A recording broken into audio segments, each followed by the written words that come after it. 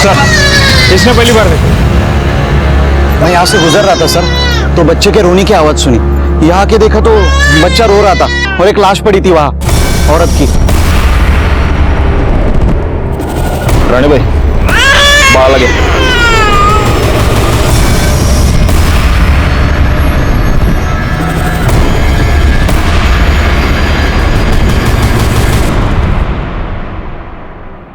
गला घोंट कर मारा गया है। गले पर निशान देख रहे हो? कुछ पता चला ये कौन है? जी सर, पता किया। ये प्रोस्टिट्यूट है, हाईवे पे धंधा करती थी। बैकवर्ड, पिछले हफ्ते में जिस औरत की डेड बॉडी मिली थी वो भी तो प्रोस्टिट्यूट थी। जी सर। ठीक है, फॉरेंसिक को बुला और इसकी लाश पोस्टमार्टम के लिए भेज दो। सर।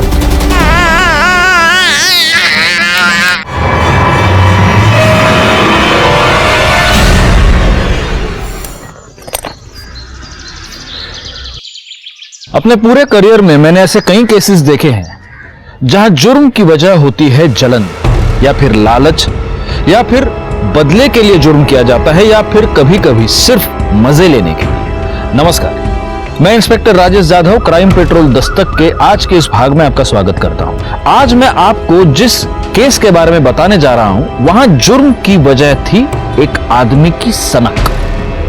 ऐसी सनक जो शायद उस आदमी की जिंदगी के साथ ही खत्म हो जाती। उस सनक में ऐसे क्राइम्स किए गए जिसे सुनकर, जिन्हें जानकर आपकी रातों की नींद उड़ जाती। सर, इस औरत की पोस्टमार्टम रिपोर्ट और पिछले हफ्ते मिली औरत की पोस्टमार्टम रिपोर्ट मैच करती है। दोनों को मारने से पहले उनके साथ सेक्स किया गया था, जिसके बाद उनका गला दबा के उन्हें मार दिया गया। पर एटलीस्ट इस केस में तो ऐसा नहीं लगता कि यह मर्डर पैसों के लिए किया गया हो, क्योंकि बॉडी के पास तो पैसे पड़े हुए हैं। समझ में ये नहीं आ रहा है कि जिस किसी की भी साथ ये गई होगी उसने इसे मारा क्यों। जरूरी नहीं कि वो एक ही आदमी हो। एक नोटिस की तुमने बात गैकवर्ड, इसकी गर्दन पर ग्रीन नायलॉन रस्सी के छोटे छोटे रेशे मिले। लेकिन ऐसा कुछ तो हमें पिछले केस में नहीं मिला। हो सकता है तब रस्सी नहीं हो। मुझे ऐसा लगता है गायकवाड़, इन दोनों मर्डर केसेस में कुछ ना कुछ कनेक्शन है, क्योंकि पीएम रिपोर्ट और मारने का तरीका दोनों सेम है। हो सकता है कातिल भी सेम हो। सर, ये बच्ची कब से रो रही है, चुप ही नहीं हो रही है।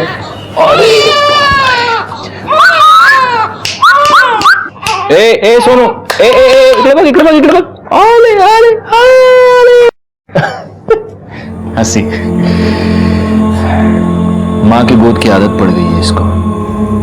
गायकवाड़, एनजीओ वालों को बोल दो कि इसको आकर ले जाए। जी सर, बता दिया।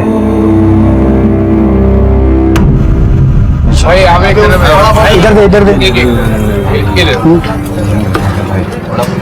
चल जल्दी हाथ चला राजू। हाँ भाई, चल एक। ये देना। अरे जाना दूंगा, एक मांगने आ गया, तू दे दे मेरे को। ए राजू, खारी भाव डेली का उसका। अरे बच्चा है, कुत्ता नहीं है। चल बेटा, भूख लगी तेरे को, बड़ा पाव दो उसको। दे बड़ा पाव। ले भाई, और दो क्या? चल काम कर, चल जल्दी जल्दी कर। अरे भाऊ, याद है वृंदा बहिनी का फोन आया था? अरे हाँ, वो मेरा बात हुआ तो सुबह मिल नहीं पाया ना, है बस वही बोल रही थी। अरे क्या है तुम्हारा बहिनी बहिनी लगा रखा है, अभी तक लगन नहीं हुआ मेरा और उसका। तो भाव नहीं हुआ तो हो जाएगा ना।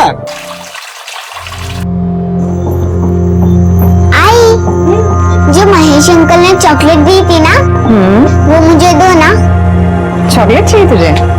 देती हूँ।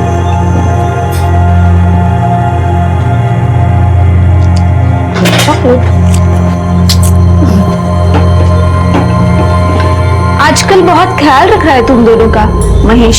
अच्छा लगता है मुझे महेश, हम दोनों का बहुत ख्याल रखता है। इतना ही ख्याल रखता है तो उसके घर क्यों नहीं चली जाती, यहाँ पे क्यों पड़ी है?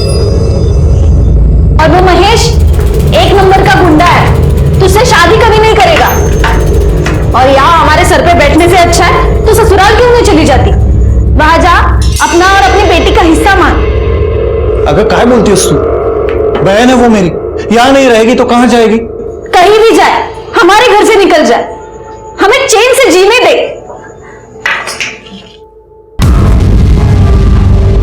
लो, नाम लिया और हाजिर हो गए। इन्हें लेने आए हो, लेके जा, जा।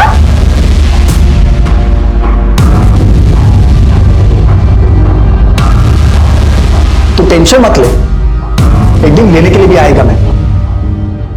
तब तक इनके यहाँ रहने से तुम लोगों को तकलीफ नहीं होनी चाहिए, क्योंकि प्रतीक के बाप का घर नहीं है सिर्फ, वृंदा के बाप का भी घर है। देख भाई, ऐसे कुछ नहीं है, बहन है वो मेरी। चुप कर। अगर मेरे को पता चला कि तुमने वृंदा को और प्राची को तकलीफ दी है तो इधर आना जाना लगा रहता है मेरा। तुम दोनों का बराबर हिसाब करेगा मैं। चलता हूं वृंदा।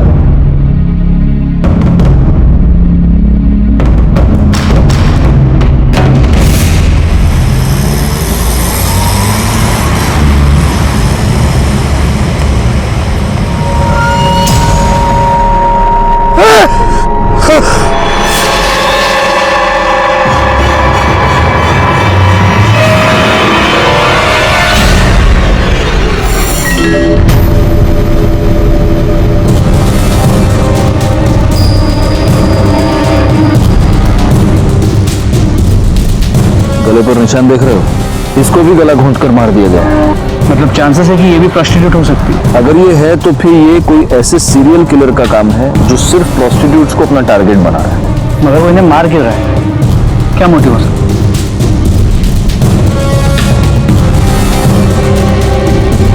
फिलहाल इसकी लाश को पोस्टमार्टम के लिए भेज दो और उनको बोलना जरा जल्दी भेजे रिपोर्ट। सर,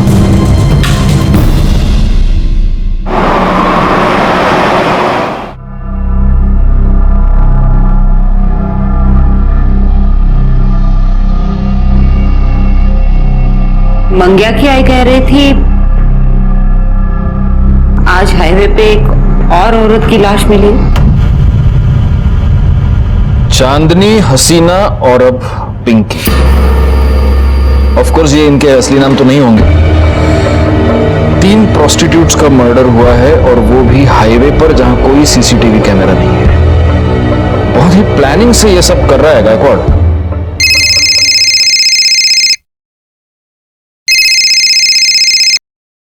हाँ, मैंने बीपी की गोली ले ली है और सुबह से एक भी तीखा वड़ा पाव नहीं खाया है। सर। हाँ, वड़ा।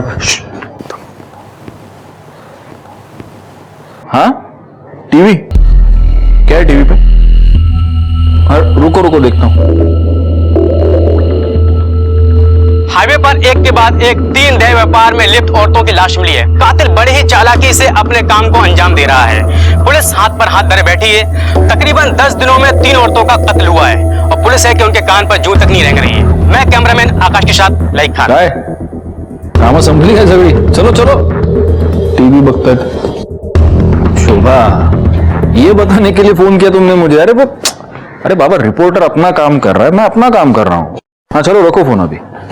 हाँ, अरे तुम्हारी कसम, मैंने सुबह से एक भी वड़ा पाव नहीं खाया है। हाँ हाँ चलो, अरे रखो बाबा, रखो। हाँ चलो, ओके ओके बाय। अरे सर, क्या है? अभी तो आपने कसम खाई है।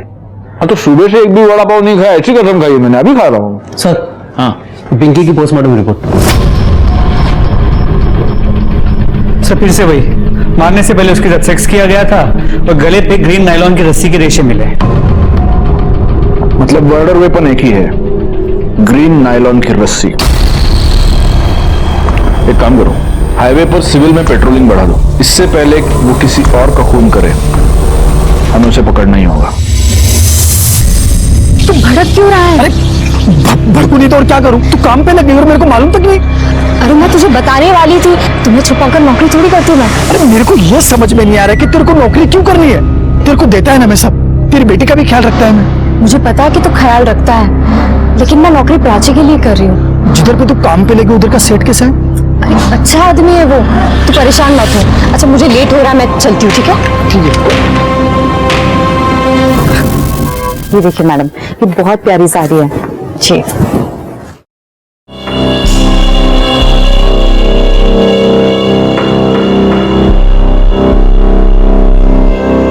अब पैसे काउंटर पे दे दीजिए।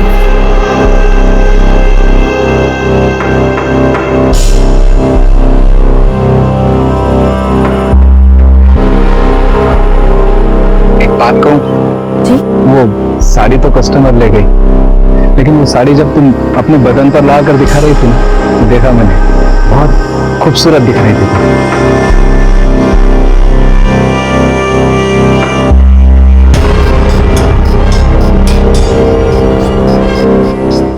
वैसे सोचता हूँ वैसी सेम साड़ी तुम्हें गिफ्ट दे दूँ, पर अगर मैं तुम्हें साड़ी गिफ्ट दूंगा तो तुम्हें भी तो मुझे कुछ देना पड़ेगा ना,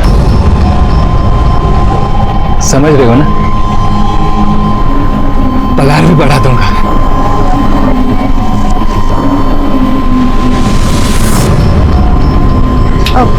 वो मैंने आपको बताया था ना, मुझे घर जल्दी जाना है आज। मैं जाऊँ क्या? हाँ हाँ जाओ ना, लेकिन जो मैंने कहा ध्यान में है ना?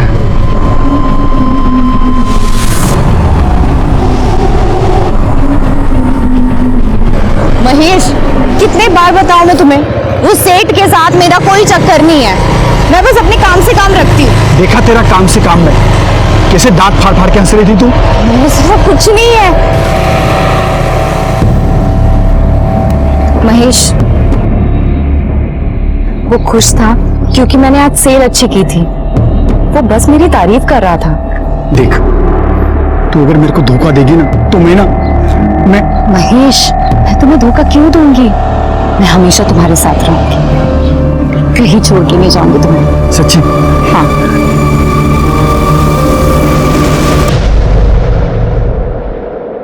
दीपा, ए दीपा, सुन तो, या देख दीपा, अच्छी तरह से बता रही हूँ, तेरी वो विधवा ननद वहाँ गली में उस महेश के साथ गुलछर्रे उड़ा रही है। अच्छा दिखता है ये?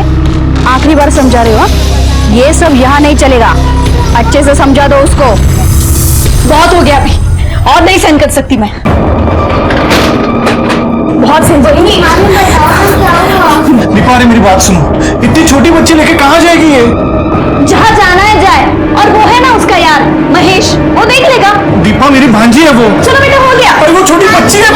चलो चलो चलो, बहुत हो गया, बहुत सुन लिया मैंने। दीपा मेरी बात सुनो, मैंने बहुत सुन मेरी लिया। बहन है ये। बिल्कुल।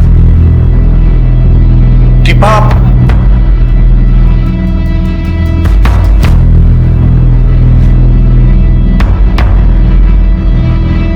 अरे राजू, भाऊ, ये राजू है, महेश के ठेले पे काम करता है। हाँ, क्या है राजू? वो क्या, वो भाव ने अभी प्राची के लिए ये गिफ्ट खरीदा, तो उन्होंने बोला कि ये दे देना, ये चॉकलेट भी दे देना, और बड़ा पाव भी है प्राची के लिए।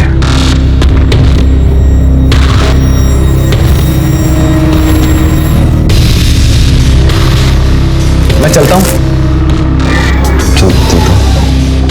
देखा, अब ये और इसका यार हमें हमारे घर से कब निकल देगा ना, पता भी नहीं चलेगा। बहुत हो गया ये।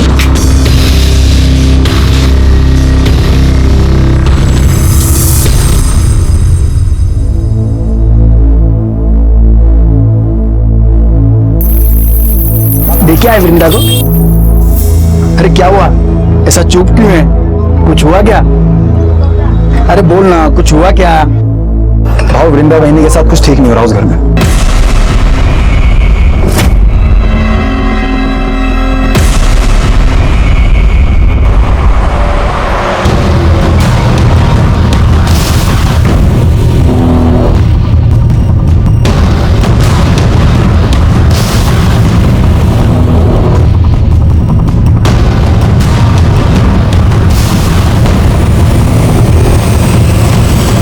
कितनी अच्छी फिल्म थी ना। हाँ। कितने दिनों बाद ऐसे बाहर निकले हम लोग। कितना अच्छा लग रहा है। वरना तुम्हारी बहन, उसने तो जीना हराम करके रखा है हमारा। तुम क्यों सोचते हो उसके बारे में ऐसे? महेश, अरे मार क्यों रहा है इनको? अभी तो सिर्फ थप्पड़ मारा है, इसके आगे सोच भी नहीं सकता कि मैं क्या करेगा। समझा दे तेरी बाइकों को कि अगली बार वृंदा के सामने ऊंची आवाज में बात हुई की ना, काट के इधर ही गाड़ देगा मैं तुम दोनों को, समझा ना?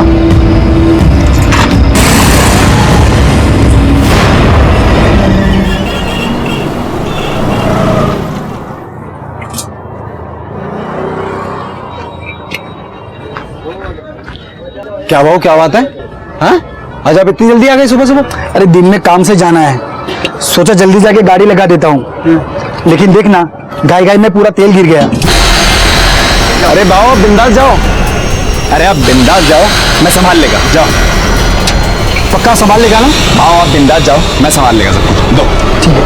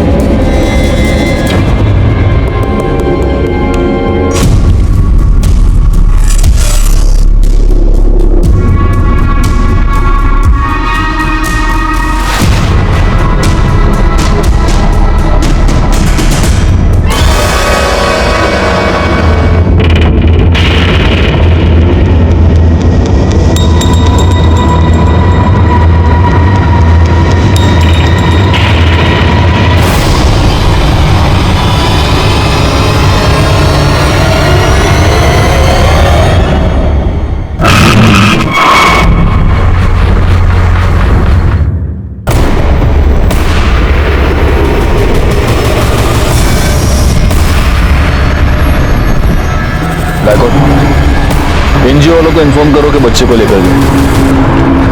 सर क्या लगता है उसी सीरियल किलर का काम होगा?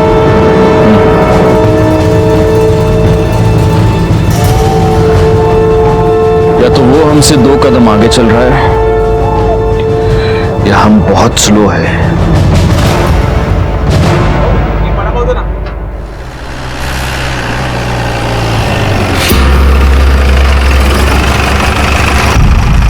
क्या हुआ सर, यहाँ क्यों रुके? दिमाग काम नहीं कर रहा। वडापाव खा दे। गायतोंडे सगळ्यांसाठी वडापाव सांगा हा, आणि माझ्यासाठी एक्स्ट्रा चटणी आणि मिरची। अरे सर आप ये क्या कर रहे हैं? आपके लिए वड़ा पाव मना है, वो भी तीखा। मेरे लिए थोड़ी है, तुम्हारे लिए मंगा रहा हूँ। आओ। वड़ा पाव बन। हाँ, और एक में थोड़ा ज्यादा चटनी डालना और मिर्ची भी देना। हो सर, ठीक है। हो सर। ये आ गया सगळ्यांनी, ये आपका चटनी वाला।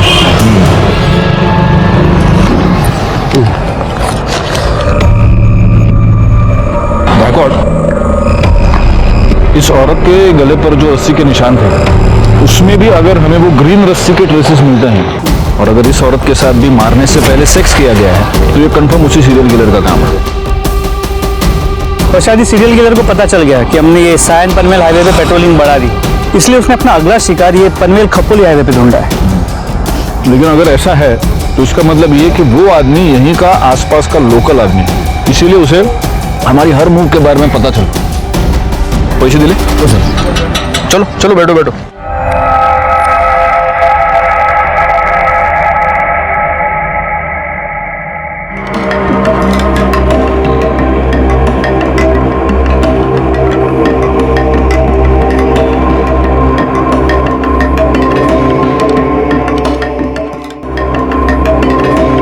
तुझी गाड़ी है करे?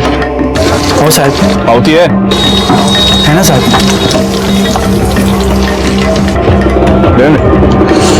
अच्छा बना दे वड़ा पाव, क्वालिटी मेंटेन रखना। जी सर। वड़ा पाव महेश, वड़ा पाव।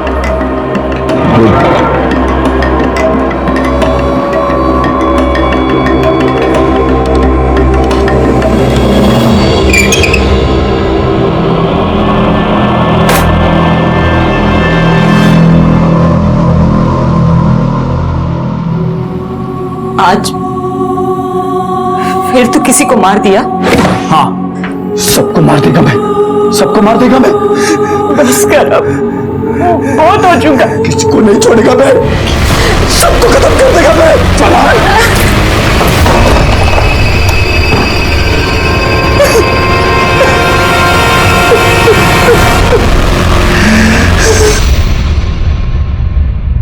सर ये जो लास्ट बॉडी हमें मिली है, सुना है इसका नाम रानी है, लेकिन हो सकता है कि ये भी गलत नाम हो। और इसके साथ भी मर्डर से पहले सेक्स हुआ है और इसकी गर्दन पर भी ग्रीन नायलॉन रस्सी के ट्रेसेस मिले हैं ना। मैं तुमको कह रहा हूं गायकवाड़, इन चारों का खून एक ही रस्सी से एक ही आदमी ने किया है। लेकिन सर डीएनए रिपोर्ट के मुताबिक इन चारों औरतों में जो सीमन सैंपल मिले हैं वो अलग अलग है। मतलब सेक्स वर्कर होने की वजह से इन्होंने शायद सेक्स किसी और आदमी के साथ किया है और इन्हें मारा किसी और आदमी ने। मुझे समझ में नहीं आ रहा, इसका मोटिव सेक्स नहीं है, इसका मोटिव लूटपाट नहीं है क्योंकि पैसे इनकी बॉडी के पास ही मिलते हैं, तो फिर इसका मोटिव क्या है? वो क्यों मार रहे हैं इन औरतों को? और हमारे पास कोई क्लू नहीं है। सर फोरेंसिक रिपोर्ट से एक नया क्लू मिला है। इस रानी के गले पे, हाथ पे और गले पे जो ग्रीन रस्सी के रेशे मिले हैं उस पे कुकिंग ऑयल मिला है। मतलब? सर मतलब जिस रस्सी से रानी का गला घोटा गया उस पे कुकिंग ऑयल लगा हुआ था, जो खुद को बचाते हुए और गला घोटते हुए रानी के गले और हाथ पे लग गया। और ये कुकिंग ऑयल भी वो है जो बार बार यूज किया गया है। बार बार यूज किया हुआ कुकिंग ऑयल। गायकवाड़, ये रस्सी जरूर किसी ऐसे आदमी की है जो फ्राइड फूड बेचता है। वो नहीं होता, वो ठेला वेला बांधने के लिए रस्सी नहीं यूज करते ये लोग। एक काम करो, पनवेल से लेकर कामण के बीच में जितने भी ये वड़ा पाव वाले, भजिया वाले, चाइनीज वाले, फरसान वाले, जितने भी ठेले वाले, उन सब के ठेले चेक करो और देखो कहीं पर ग्रीन नायलॉन की तेल लगी हुई रस्सी मिलती है क्या। लेकिन सर सिर्फ पनवेल में ही 500 से 600 ठेले हैं। हमारे पास दूसरी कोई चॉइस है? अंग्रेजी में एक बहुत अच्छी कहावत है Gaikwad, beggars can't be choosers.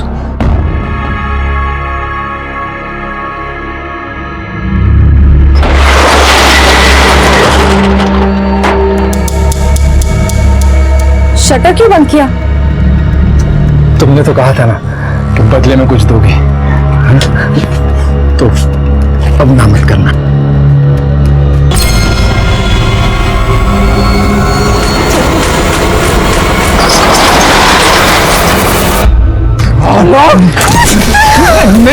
हाथ कैसे लगाए तुम? हाथ कैसे लगाए? मैं गलती हो गई, मैं गलती हो गई। मैं क्या देगा तेरे को? एकदम कर देगा तेरे को मैं। नहीं होगा वापस। नहीं, छोड़ दो, वापस नहीं करेगा। छोड़ दो, वापस नहीं। क्या नशा करता है तू? तू निकल बिरजा। ना? बोला था ना मैं, बोला था ना नौकरी करने की जरूरत नहीं है। देखा ना क्या हुआ? जबरदस्ती कर रहा था वो हरकत। अरे तेरे को लाख बार समझाया कि ज्यादा हंसने बोलने का नहीं। प्रॉब्लम सिर्फ उसकी नहीं है, तुम सारे आदमी एक जैसे होते हो। एक अकेली औरत देखी नहीं कि सहारा देने के नाम पे उसका फायदा उठाने की कोशिश करते हो। जिसे देखो वो मेरी लाइफ को कंट्रोल करने में लगा पड़ा है। घर में वो वही नहीं है, दुकान में वो गिरीश और यहाँ तुम। मुझे नहीं रहना है, मैं जा रही हूँ। सुन, तू तब भड़क को रही है। क्या क्या मांगता क्या है तेरे को? बोल, मैं करेगा ना तेरी मदद। बोल, क्या मांगता तेरे को? तो लगता क्या है मेरा? हम दोनों का रिश्ता क्या है? रिश्ता मांगता है? मैं करेगा तेरे साथ शादी। क्या बोलती हूँ? तो सचमुच मेरे साथ शादी करेगा? तू सिर्फ हाँ तो बोल, मैं कभी भी तेरे घर रिश्ता लेकर के आ जाऊंगा। और वो तेरी एडी वही नहीं है ना, वो खुशी के मारे नाच उठेगी कि चलो अच्छा हुआ पीछा छूटा। अरे अब तो हंसो पहुंच लेना। अरे हंसना, अभी करेगा ना मैं तेरे साथ शादी।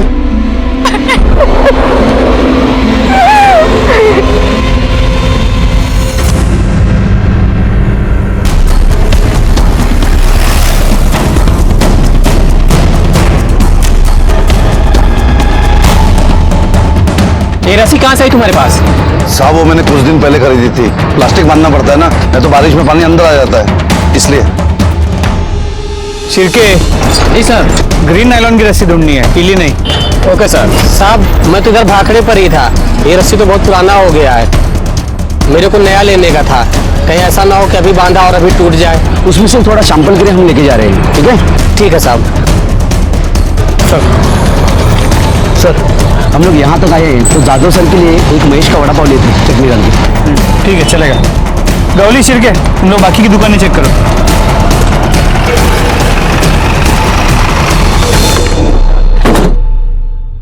सर ये तो बंद है।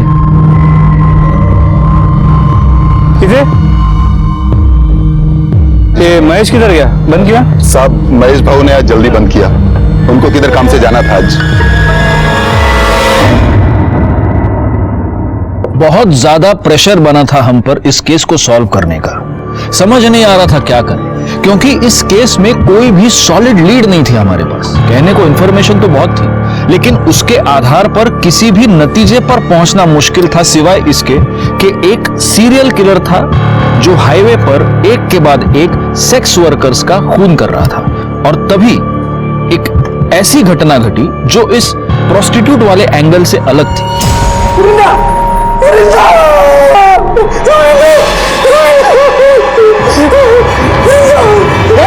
क्या कर रहा है? क्या कर रहा है? वृंदा? वृंदा? वृंदा? वृंदा? दीपा, वृंदा को किसी ने मार दिया। वृंदा को क्या हो गया है? तुम्हें अंदर किसने बंद किया? मैं अंदर खेल रही थी और बाहर से किसी ने कड़ी लगा दी। अरे वो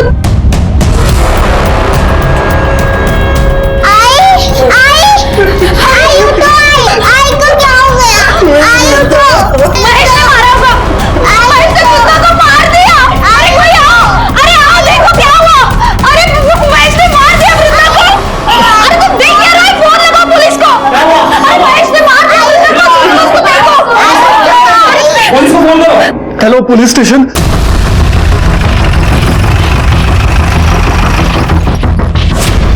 चलिए हटिए।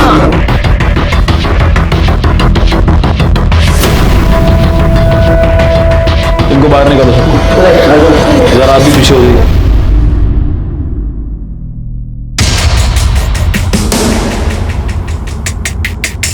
बैकवर्ड।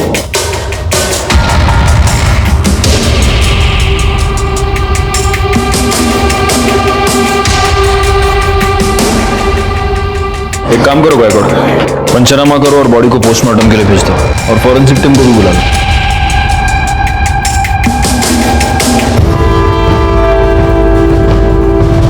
तू वो वड़ा पाव वाला है ना? तू यहाँ क्या कर रहा है? साहब, किसी ने मारा वृंदा को। हम घर आए तो ये यही था। मैंने नहीं मारा है सर, मैंने नहीं मारा है, लेकिन जिसने भी मारा है ना उसे छोड़ेगा नहीं, मैं नहीं छोड़ेगा मैं। चुप, नहीं छोड़ेगा मैं, नहीं छोड़ेगा मैं। मैंने पहली बार वृंदा में ही देखा कि मां क्या होती है। उसने अपनी इज्जत भी संभाली और अपनी बच्ची के लिए खड़ी भी रही। मैं बोला उसको सब खर्चा दूंगा मैं, फिर भी अपनी बेटी के लिए उसने नौकरी की और उस हरकत गिरिश के वहां वो नौकरी पे लग गई। इतनी अच्छी लगती थी वृंदा तो उसको मारा क्यों? मैंने नहीं मारा साहब उसको, लेकिन जिसने भी मारा होगा ना साहब उसको नहीं छोड़ूंगा मैं। अच्छा, उसका भाई, उसकी भाभी सब झूठ बोल रहे हैं। तू वृंदा को परेशान करता था, उसको धमकी देता था। मैंने वृंदा को धमकी नहीं दी थी साहब, मैंने प्रतीक और दीपा को बोला था कि उसको परेशान ना करें। मैंने तो वृंदा को सिर्फ इतना ही बोला था कि किसी के भी साथ ज्यादा हंसने बोलने का नहीं। अच्छा, क्यों नहीं हंसने बोलने का? मतलब तू कुछ भी कर सकता है, वो कुछ नहीं कर सकती, क्यों? ऐसा नहीं है साहब, दूसरों का छोड़ो, मैं वृंदा को हाथ में नहीं लगाया था और शादी से पहले साथ में सोना तो दूर की बात, मैं तो प्यार करता था उससे, शादी बनाने का था, इसलिए उसके घर पे मैं उसका हाथ मांगने के लिए गया था, लेकिन मेरे पहले वो वहां पे बड़ी पड़ी थी।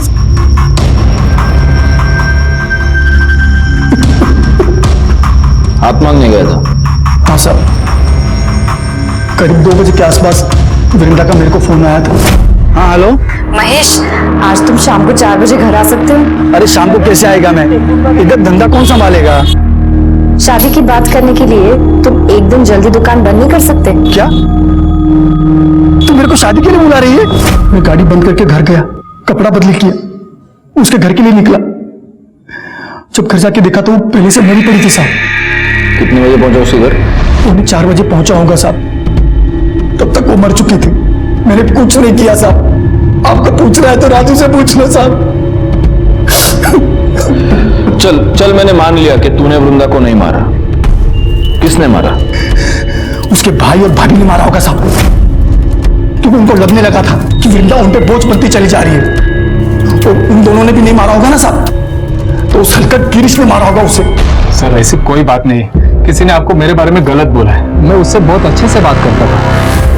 ये अच्छा है, तेरी दुकान में सीसीटीवी है, दिखा फुटेज, दिखा, सब पता चल जाएगा किससे कैसे बात करता था। इसमें ये क्या, चेक करो। पासवर्ड क्या है? सर अरे पासवर्ड क्या है? सर वो मुझे अच्छी लगती थी, लाइन भी देती थी मुझे, तो मुझे लगा सब। तेरी दुकान में ग्रीन कलर की रस्सी? ग्रीन क्यों सर? तू नहीं बताएगा। गायतोंडे सर, जरा शोधा सगळीकडे, देखो रस्सी मिलती है क्या? नहीं है सर। वैसे काफी रंगीन, काफी शौकीन आदमी लगता है तू। हाँ, उधर तो जाता होगा। किधर सर?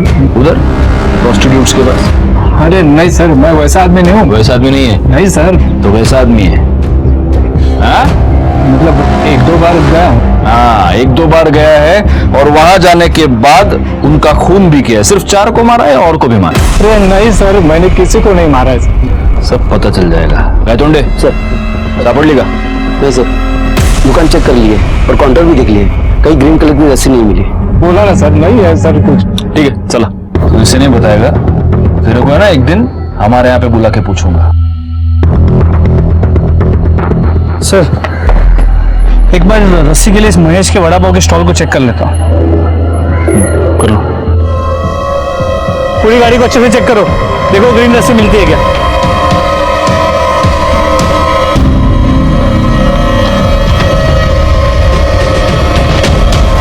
नहीं है सर। सर, वृंदा की पोस्टमार्टम रिपोर्ट, इसके मुताबिक वृंदा के गले पे भी नायलॉन के ग्रीन कलर के रस्सी के ट्रेसेस मिले। मतलब हो सकता है कि ये भी उसी सीरियल किलिंग का हिस्सा हो। लेकिन वृंदा तो प्रोस्टिट्यूट नहीं थी, और उसका मर्डर हाईवे पर नहीं, उसके अपने घर में हुआ है। जी सर। सर हमने महेश के कॉल रिकॉर्ड्स को चेक किया, वो सच कह रहा है। वृंदा ने उसे 2 बजे फोन किया था और वृंदा के पोस्टमार्टम रिपोर्ट के मुताबिक उसकी मौत दोपहर 2 और 3:30 के बीच हुई है। महेश के मोबाइल लोकेशन के मुताबिक इस दौरान वो अपने घर पे था। महेश अपने घर से 3:30 बजे निकला और 3:45 बजे वो वृंदा के घर पहुंचा। वृंदा के भाई प्रतीक ने हमें 3:55 को फोन किया था और हम वहां 4:15 बजे पहुंचे। सर ये सब देखते हुए मुझे लगता नहीं है कि महेश ने वृंदा को मारा होगा। और सर हमने महेश के वड़ा पाव की गाड़ी को भी चेक किया, वहां पे हमें कोई ग्रीन कलर की रस्सी नहीं मिली। वो तो रस्सी है गायकवाड़, वो तो गायब की जा सकती है, हटा दी जा सकती है।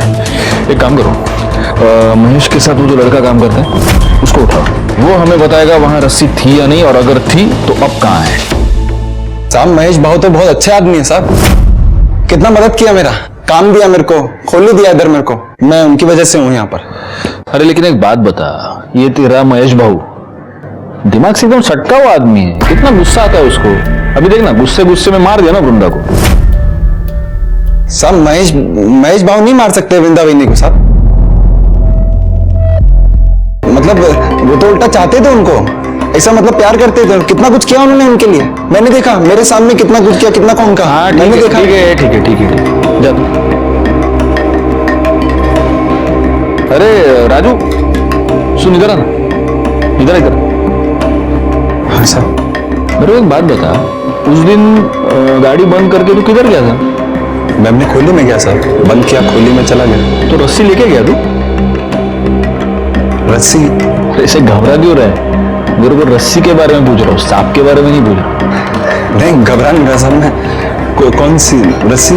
रस्सी रे, वो तुम लोग ठेला वेला बांधने के लिए रस्सी, बारिश वारिश आती तो टपरी बांधने के लिए रस्सी यूज करते हैं ना, वो लेके गया तू? वो तो साहब वो रस्सी नहीं मिल रही, वो तो मिल नहीं रही, तो तुम ढूंढा नहीं?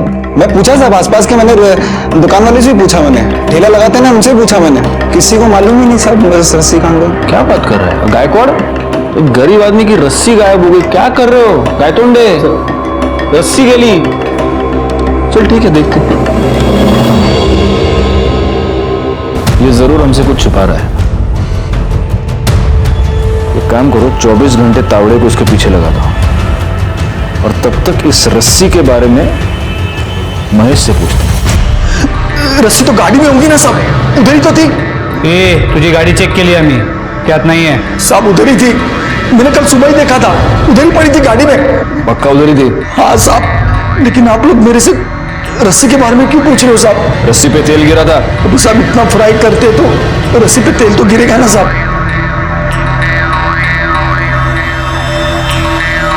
साहब अभी तो आपको पता चल गया ना मैंने कुछ नहीं किया है साहब, फिर तो मेरे को छोड़ दो साहब।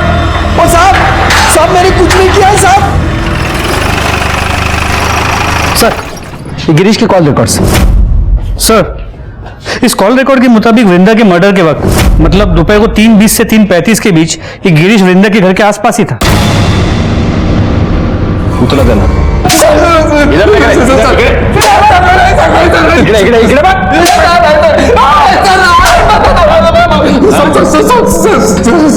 सब सच बता रहा हूँ सर। बोल। मैं कल गया था वृंदा के घर सर, उससे माफी मांगने गया था और उसे वापस जॉब के ऑफर देने, क्योंकि वो मुझे अच्छी लगने लगी थी, उसको मिस कर रहा था सर मैं।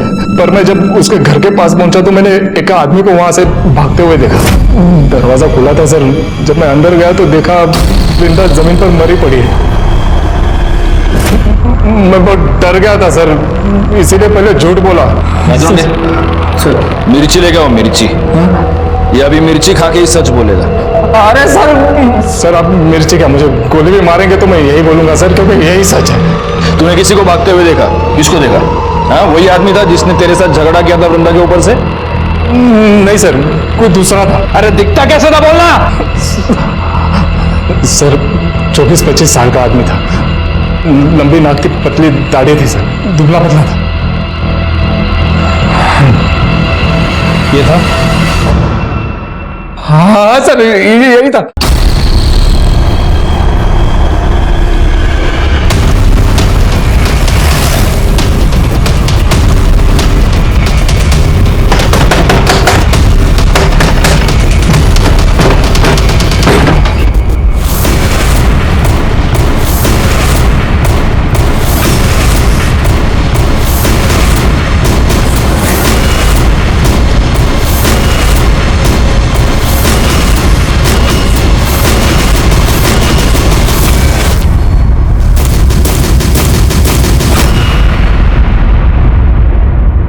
अरे साहब मैंने मारा साहब, मैंने मारा वृंदा बहनी को साहब। वो दिन जब बाबू दुकान बंद करके गया तो मैं रस्सी लेके बहनी के उधर चला गया था साहब मैं। अरे राजू तू मालूम है भाव का इंतजार कर रहे थे ना। अरे वो आज रोज की तरह थोड़ी ना आएंगे, आज तो सज धज के एकदम टिप टॉप बन के आएंगे वो। अभी तो उन्होंने बड़ा पाव भेजा आपके लिए। अच्छा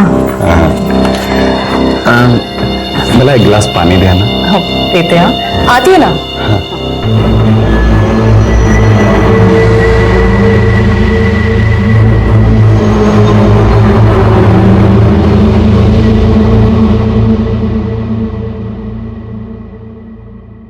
अरे ये कहाँ गया?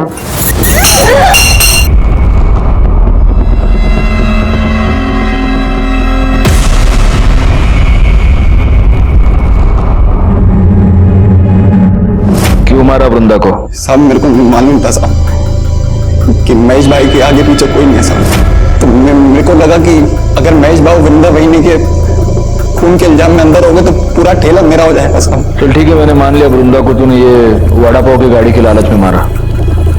उन 4 औरतों को क्यों मारा? नहीं साहब मैंने नहीं मारा 4 लोग, मैंने नहीं मारा साहब। मैं क्यों मारूंगा?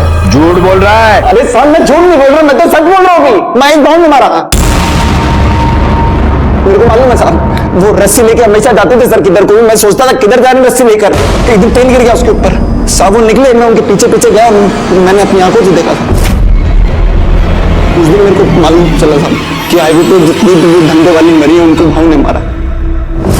मेरे को तभी आइडिया आया साहब। मेरे को लगा कि मैं उस रस्सी से मैं। अरे तो तेरे को ये आइडिया नहीं आया कि अगर तू ये बात हमको बताता तो महेश वैसे भी अंदर जाता, फिर सारा धंधा तेरा हो जाता? ये समझ में नहीं आया तेरे को? साहब मेरी मदद मारी गई थी। मैं साहब मेरे को लगा कि हो जाएगा। मैं पागल आदमी, गरीब आदमी, मेरे को लगा साहब मैं सच कह रहा हूँ साहब।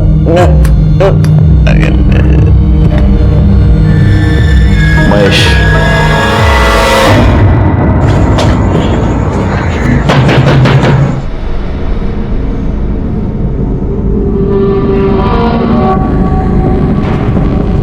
मेरे को मालूम था ये दिन जरूर आएगा, पर महेश कभी मेरी बात सुना ही नहीं।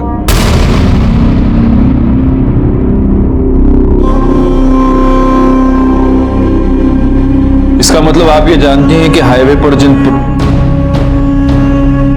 औरतों के खून हो रहे हैं वो आपका बेटा ही कर रहा है। जी साहब।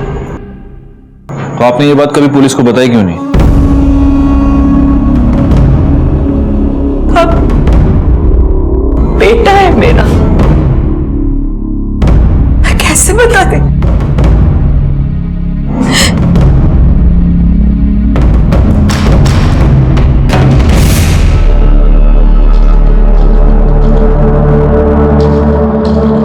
कभी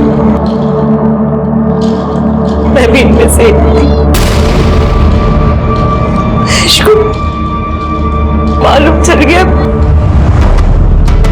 तब से मुझसे नफरत करता है। क्या कर रहा है महेश? सब कुछ मालूम है ना तुझे, फिर क्यों शादी करके उस लड़की की जिंदगी बर्बाद कर रहा है? चुप कर, उसके लिए मैं है, वो तेरी तरह नहीं है। वो मर भी जाएगी ना तब भी खुद को नहीं बेचेगी। और एक तू है, चल जान देना, तू क्या समझेगी साली? तो हमेशा मेरे को बोलता रहता है ना, हाँ? पर तेरे को मालूम है कि मैंने धंधा काय को शुरू की? अस्पताल में था तू, डॉक्टर बोला अगर इसकी जान बचाना है तो इंजेक्शन लगाना पड़ेगा। बहुत महंगा था इंजेक्शन, मैं नहीं खरीद सकती थी। अरे मैं ये नहीं करती ना तो तू मर जाता। अरे तू मर जाने देती, धंधे वाले की औलाद तो नहीं बुलाते मेरे को। इन सबको भी मेरी वजह से मारता है। आपसे नफरत करता है मतलब वो सेक्स वर्कर्स से नफरत करता है, इसीलिए ये सब कर रहा है। आपने उसे छोड़ा तो वो आया था घर पे। क्या कर रहा है? कपड़े काय को भर रहा है? किधर जा रहा है? जा रहा हूं मैं, लेकिन तू ये मत सोचना कि तेरी जात वाली को मारना बंद कर दूंगा मैं।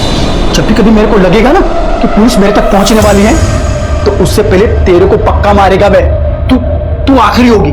मतलब वो आपको अपनी माँ को मारने आएगा? अगर बोला है तो जरूर आएगा।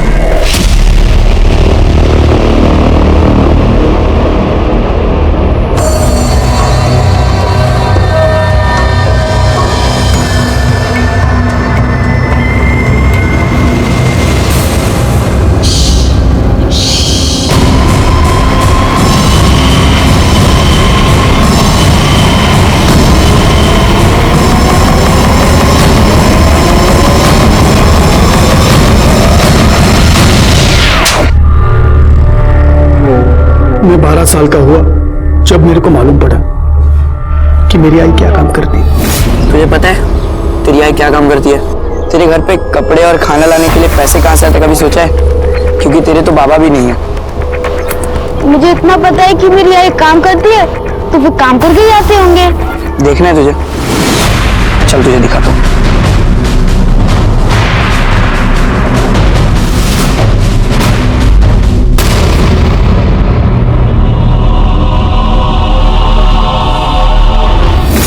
फिर सभी धंधे वाली, उनकी पूरी जात से मेरे को नफरत हो गई। मैं सबको खत्म कर देना चाहता था ताकि फिर से कोई बिना बाप के नाम वाला महेश किधर को पैदा ना हो। फिर मेरे को वृंदा मिली। मेरे को लगा सब लोगों के माफी मेरा भी एक नॉर्मल लाइफ हो सकता है, पर राजू ने वो भी खत्म कर दिया। आखिर ये केस सॉल्व हो गया और सीरियल किलर महेश को पकड़ने में हम कामयाब हो गए। बड़ा दुख हुआ उन बेकसूर औरतों के लिए जिन्हें महेश ने मार दिया था, क्योंकि भले ही महेश की अपनी एक दुखी कहानी थी, लेकिन उन औरतों की हालत भी कोई बहुत अच्छी नहीं थी। 150 रुपए के लिए वो अपने आप को बेचने पर मजबूर थी। और सबसे ज्यादा दुख हुआ महेश की मां सपना के लिए, जिसने अपने बेटे के लिए अपने आप को बेचा, लेकिन उसी की वजह से उसका बेटा शर्मिंदा था और अंत में एक भयानक कातिल बन गया। देखते हैं हमारे आज के एपिसोड की दूसरी कहानी।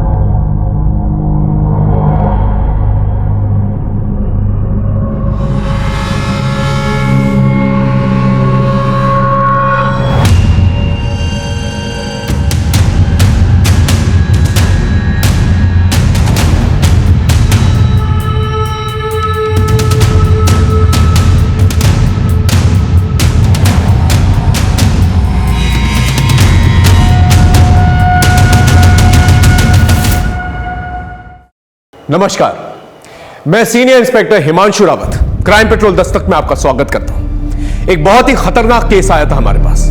किसी का मर्डर किया गया था पूरी मास्टर प्लानिंग के साथ। किसने किया था ये मर्डर, क्यों किया था, कैसे किया था, कई सवाल थे। इतनी मास्टर प्लानिंग के साथ मर्डर किया गया था, ऐसा तो पॉसिबल ही नहीं है कि कोई दस्तक ना हुई है। हम भी जानने को बेचैन थे कि इस मर्डर के पीछे क्या राज है। और यकीन मानिए, जितनी विचित्र यह हत्या थी, उससे ज्यादा शॉकिंग इससे जुड़ी हुई कहानी थी।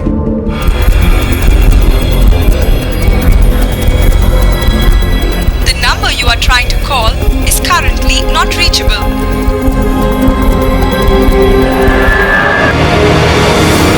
जी अच्छा ठीक है। क्या नहीं मां रीना वहां भी नहीं है। क्या अब?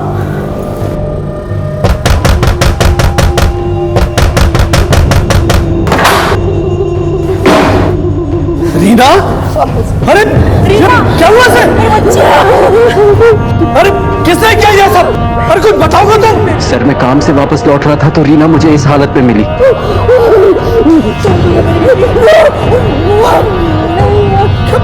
मैंने भी पूछा लेकिन कुछ बता नहीं पा रही है।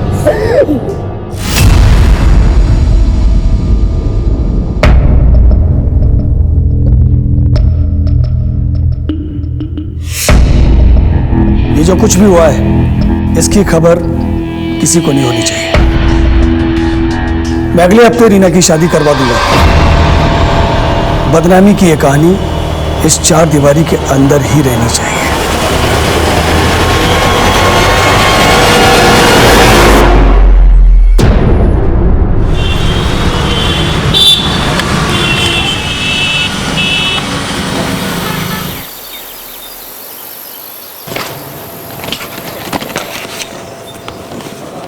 अंकिता, लंच तैयार हुआ? हाँ, लाई। आज आप कितने बजे तक आ जाएंगे? वही रोज की तरह 7 बजे। मैं भगवान से प्रार्थना करूंगी कि आज आपका काम हो जाए, प्रॉपर्टी की कोई बड़ी डील फाइनल हो जाए। काम प्रार्थना से नहीं, कोशिश से बनता है। चलता हूं।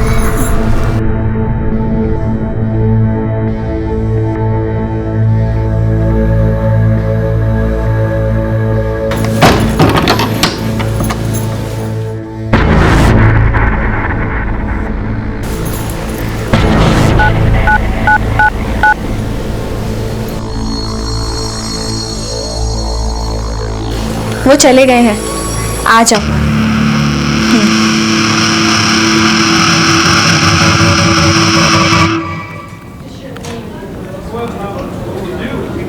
हाँ बेटा, मैंने सारे डिटेल्स भेज दिए, ईमेल चेक कर लेना। सर। हाँ मनीष। सर, ये आनंद सिन्हा है, ये अपनी पत्नी की मिसिंग रिपोर्ट लिखाने आए। बैठिए। सर रीना नाम है इसका। सर आज सुबह घर से निकली थी सेक्टर 29 के मार्केट से सामान लाने के लिए।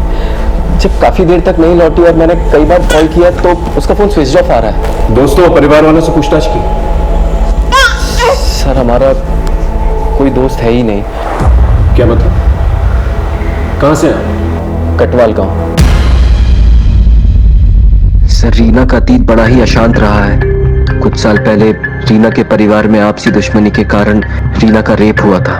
रीना के चचेरे भाई जग्गू ने किया था उसके साथ ये दुष्कर्म। इस हादसे के बाद रीना अपने पिता अमृतपाल के लिए अपमान का दाग बन चुकी थी। मैं अगले हफ्ते रीना की शादी करवा दूंगा। लेकिन रीना और मैं कॉलेज में साथ पढ़ते थे और एक दूसरे से प्यार करते थे, जिसका पता उसके पिता अमृतपाल को नहीं था। हम लोगों ने भागकर शादी करने का फैसला किया और यहाँ आकर शादी कर ली। उसके परिवार वालों ने तुम्हें ढूंढने की कोशिश की या रीना ने अपने माँ बाप से मिलने की कोशिश की? सर रीना ने तो नहीं, लेकिन मैं गया था अमृतपाल से मिलने के लिए, उनसे माफी मांगने के लिए। माफी? अरे मेरा बस चले तो तुझे और रीना को जिंदा गाड़ दूं मैं। सारी दुनिया में मेरा तमाशा बना के मुझसे माफी मांगने आया तू? अरे मर चुकी है रीना, मेरे लिए मर चुकी है। और सुन, चुपचाप निकल जा यहां से और दोबारा यहां आने की गलती मत करना। अगर दोबारा आया तो यहां से जिंदा वापस नहीं जाएगा। निकल यहां से।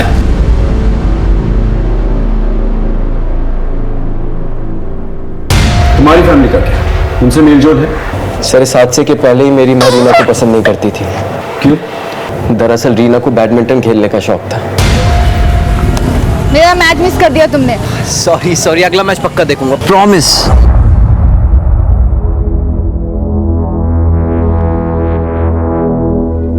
आनंद, तुम्हें कितनी बार कहा है मैंने, हमारी घर की होने वाली बहू इस तरह के खेल कूद में हिस्सा नहीं लेगी, जहाँ पर खेल कम और टांगे ज्यादा देखते हैं। देखने वालों की नजर पे है माँ जी। अपने बच्चे को दूध पिलाती माँ को भी लोग बुरी नजर से देखते हैं। आनंद, फैसला कर ले, तुझे मेरे साथ रहना है या इसका साथ निभाना है।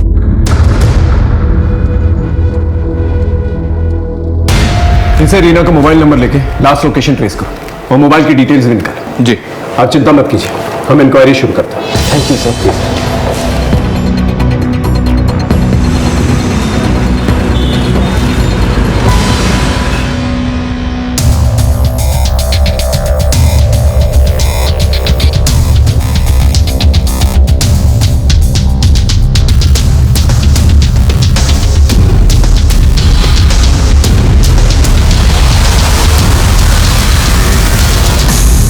सर, रीना की last location sector 29 central market में ही थी। वहां लोगों से इंक्वायरी की लेकिन किसी ने भी रीना को पहचाना नहीं। कोई सीसीटीवी फुटेज? नहीं सर, लगता है जैसे हवा में गायब हो गई। आनंद की माँ से भी पूछा, हम नहीं जानते उसकी जिंदगी में क्या चल रहा था और नहीं जानना चाहते। कहीं रीना के लापता होने का कारण उसके साथ वो हादसा तो नहीं? लेकिन सर, आनंद के मुताबिक पिछले 2 साल से रीना अपने परिवार से मिली तक नहीं है। फोन लगा के देखो क्या जवाब है।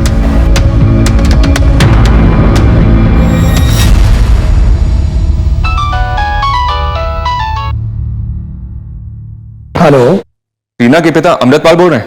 रॉन्ग नंबर, और दोबारा फोन मत करना। हेलो, फोन कर दिया सर, दोबारा ट्राई करता हूं।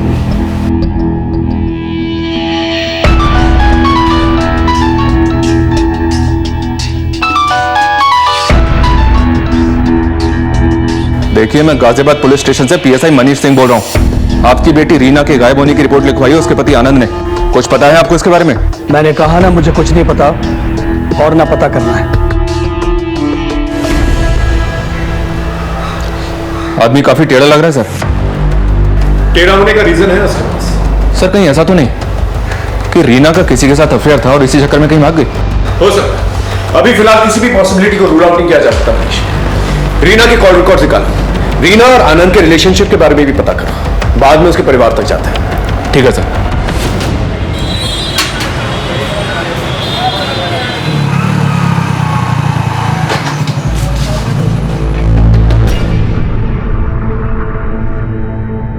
गीता कहाँ चली गई?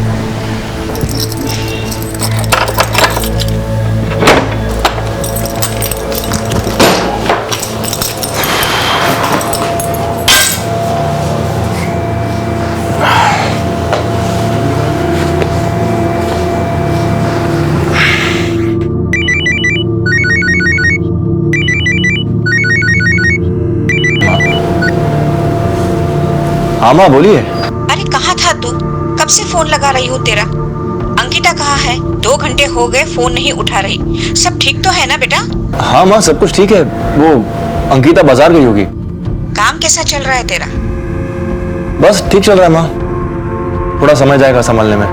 अच्छा अब ये बताइए, जो मैंने आपसे कहा था आपने उस बारे में कुछ सोचा?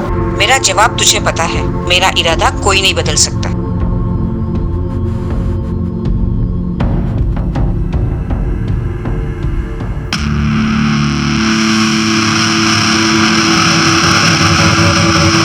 अरे आप आज जल्दी आ गए। अंकिता कहाँ थी तुम? माँ तुम्हें कब से फोन लगा रही है, तुम फोन क्यों नहीं उठा रही हो? वो मैं मार्केट गई थी, फोन चार्जिंग पर लगा है।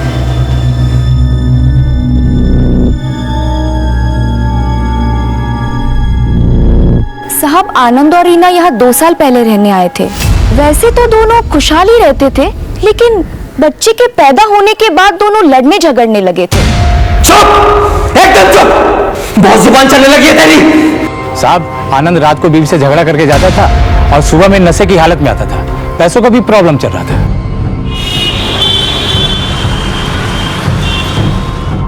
सर। हाँ मनीष। आनंद के पड़ोस में पता किया मैंने, आनंद की शादीशुदा जिंदगी ठीक नहीं चल रही थी। कहीं ऐसा तो नहीं कि इन्हीं हालातों से परेशान होकर रीना कहीं भाग गई? मैंने भी यही अंदाजा लगाया था मनीष, लेकिन शायद वो अपने छोटे बच्चे को छोड़कर कहीं जाए ना। रीना का पास काफी अशांत है। हो सकता है उसके लापता होने का तार उसके गांव कटवाल से जुड़ा।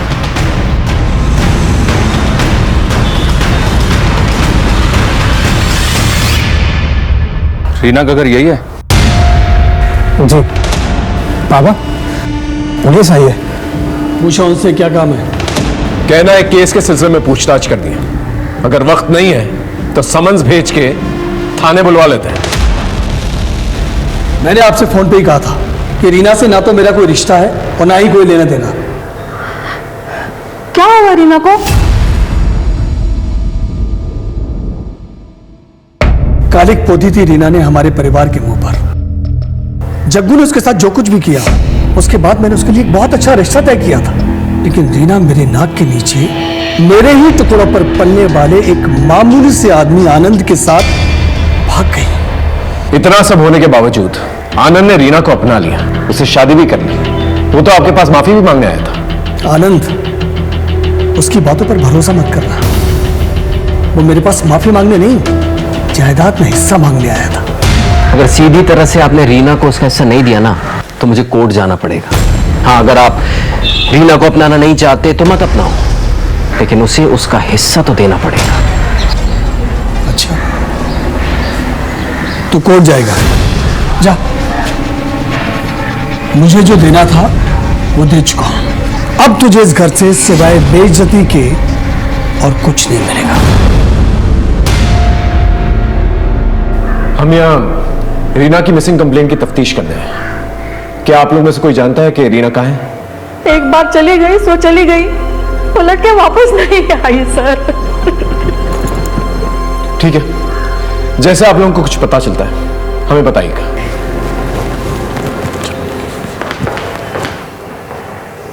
कहीं आपने जग्गू की तरह रीना को भी? इस आनंद ने हमसे झूठ कहा। मैं गया था अमृतपाल से मिलने के लिए, उनसे माफी मांगने के लिए। अगर इनकी बात माने तो ये मामला कुछ और ही है सर। हो सकता है कि आनंद ने ही रीना के साथ कुछ कर दिया हो सकता है। तुम इस आनंद से दोबारा पूछताछ करो, तब तक मैं इनकी फैमिली हिस्ट्री समझने की कोशिश करूं। Okay sir. सर वो अमृतपाल झूठ बोल रहा है। सर आप तो मिले होंगे ना उनसे, जान ही गए होंगे कैसे लोग हैं वो। सर वो अमृतपाल जमाने जोड़ने के अलावा कुछ नहीं जानता। तहसील में रहकर उल्टे सीधे तरीकों से कितने लोगों की जमीन जायदाद हड़पी है उसने, यहाँ तक कि अपने भाई तक को नहीं छोड़ा। और सर आपको मुझ पे भरोसा नहीं है ना, तो आप गांव जाकर उनकी फैमिली से पूछ सकते हैं।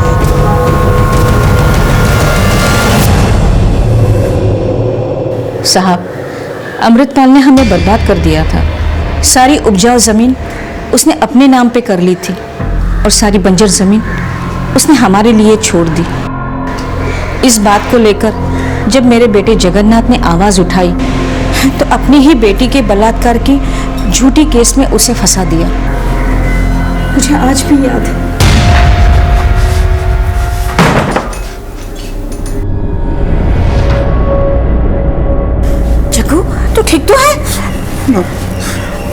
माँ वो मेरे पीछे पड़े माँ, वो मुझे मार देंगे। मैं बस तुझसे मिलने आया था। तुझे पता है ना माँ, मैंने रीना का बलात्कार नहीं किया था, मुझे फंसाया गया था। मैं जानती हूँ बेटा। मुझे जाना होगा माँ, अपना ख्याल रखना।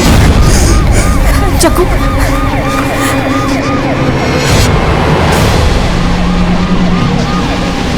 जब वो जेल से बाहर आया तो अमृतपाल ने मुखभरी करके उसे पुलिस के हाथों मरवा दिया।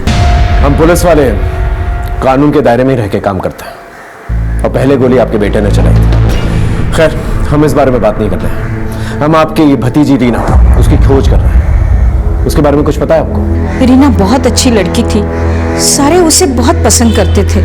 अमृतपाल के दोस्त का बेटा कपिल, वो भी उसे बहुत पसंद करता था। कुछ दिनों के बाद कपिल उस पर हक जमाने लगा तो रीना ने उसे छोड़ दिया। फिर भी कपिल ने उसका पीछा नहीं छोड़ा। जब रीना का बलात्कार हुआ उसके बावजूद भी कपिल उसके साथ शादी करने के लिए तैयार था, मगर रीना वो तो आनंद के साथ भाग गई। कोई और नजदीक था रीना के? जी मेरा बेटा सूरज, जो साहिबाबाद में अपने पत्नी के साथ रहता है। उसका काम जम जाए ना तो मैं भी चली जाऊंगी यहाँ से। आप उससे फोन करके पूछ सकती हैं कि उन दिनों क्या बातचीत हुई थी। जी साहब। The number you are trying to call is currently switched off. इसका नंबर नहीं लग रहा है साहब, मैं अपनी बहू का नंबर मिलाती हूँ। प्लीज ट्राई कीजिए। The number you are trying to call is currently switched off. इसका भी स्विच ऑफ आ रहा है। ठीक है, आप इनका फोन नंबर और पता हमें दे दीजिए और उसका नंबर भी दीजिए। उन सबके नंबर ले लो, उनके कॉल रिकॉर्ड्स भी निकालें। ठीक है? देखा आपने कितनी उलझनें थी इनके रिश्तों में। कोई भी ब्लॉक सीधी नहीं बैठ रही थी और हम हर एक मिलती लीड के साथ और ज्यादा हैरान होते जा रहे थे। यहां से मैं आपको लेके चलता हूं उस मौका वारदात पे जहां से हमने इस कहानी की शुरुआत की थी।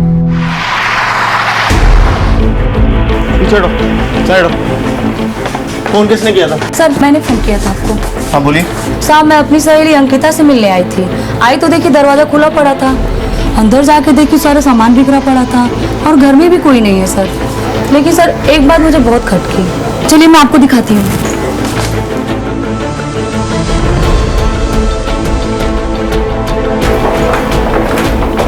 सर ये दरवाजा अंदर से लॉक है। शुक्ला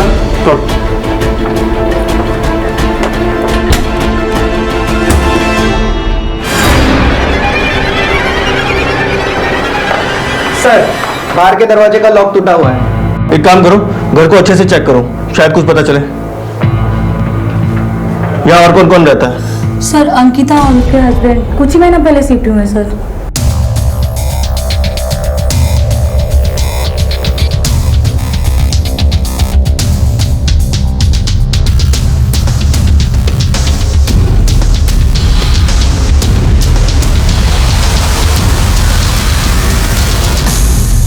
इसकी बीवी का है, उसका नंबर है कोई आपके पास? हाँ सर मैंने फोन किया था, वो अपने मायके में है, बस वो निकल चुकी है सर। ठीक है, आप बाहर वेट कीजिए। सर। हाँ शुक्ला सर, घर का कैश और ज्वेलरी दोनों सेफ है। घर में ज्वेलरी और कैश सेफ है, लेकिन सामान सारा बिखरा पड़ा है, जैसे कि कुछ तलाश किया गया हो। पर क्या? शुक्ला एक काम करते हैं, मोहल्ले के लोगों से आसपास पूछताछ करते हैं, शायद कुछ क्लू मिल जाए।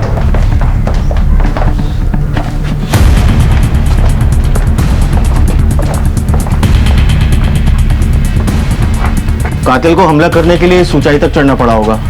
सिंह आसपास चेक करो, देखो कुछ मिलता है क्या। चेक करो।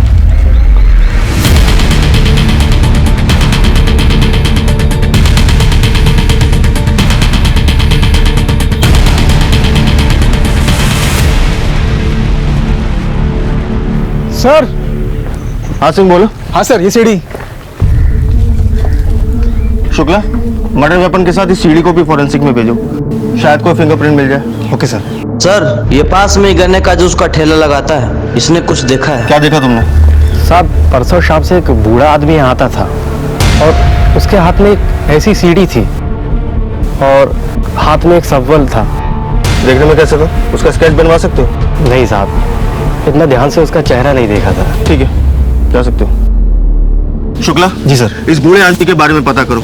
मुझे लगता है कि हमलावर यही है। और इस सीढ़ी और सब्बल के बारे में भी पता करो। देखो ये कहाँ से खरीदा गया है। पास ही में एक मजदूर चौक भी है, वह भी पूछताछ करो। Okay sir.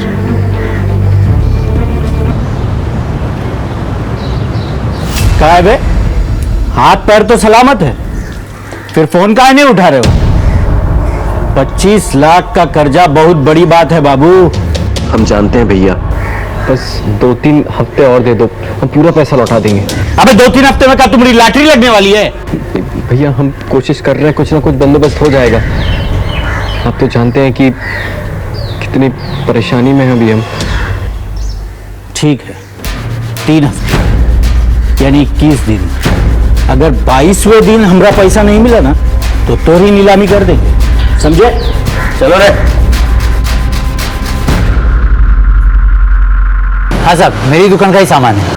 क्या बता सकते हो सामान तुम्हारी दुकान से किसने लिया? कोई बूढ़ा आदमी था क्या?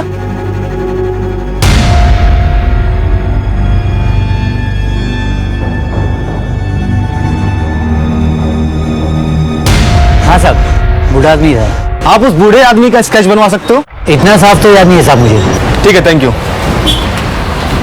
कांस्टेबल एक काम करो, इस एरिया के सारे सीसीटीवी फुटेज चेक करो, कहीं ना कहीं कैप्चर तो हुआ होगा। सर मैं 1 हफ्ते के लिए अपने मायके गई थी क्योंकि मेरे पति भी गांव जाने वाले थे।